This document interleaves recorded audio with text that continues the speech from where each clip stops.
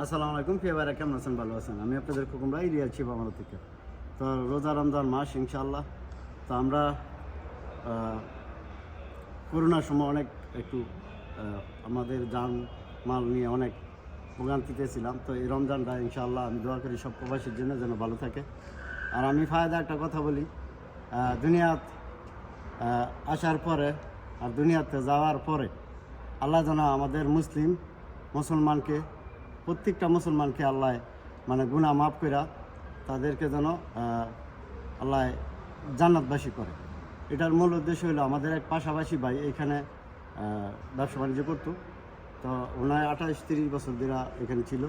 তো উনি হঠাৎ করে মারা গেছে। তো যাক ইনশাল্লাহ ওনার জন্য দোয়া করবেন।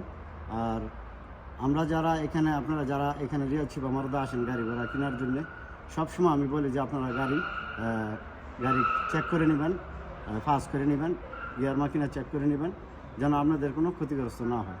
তো যাক ইনশাল্লাহ আমিও আমার দোয়া করি যেন আমার বাপ মার ব্যস্ত নসিব করে আল্লাহ। আমার বাপ মাও নাই, ঠিক আছে? তো যাক ইনশাল্লাহ বেশি কথা বলবো না। তো আপনারা চেষ্টা করবেন যেন এই বছরটা মানে রোজাটা আপনারা মানে যত চেষ্টাই করেন রোজা থাকবেন।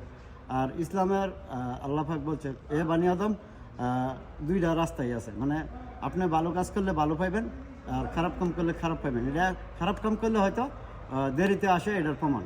তো ভালো কাজ করলে এটা তো মানে একটু দেরিতে আসে। তো যাক আপনারা অপেক্ষা করবেন, ইনশাল্লাহ ভালো কাজে থাকবেন, নামাজ পড়বেন, আর বাপ মার লাগে দোয়া করবেন যেন ভালো থাকেন, আপনারা নিজে ভালো থাকবেন ইনশাল্লাহ।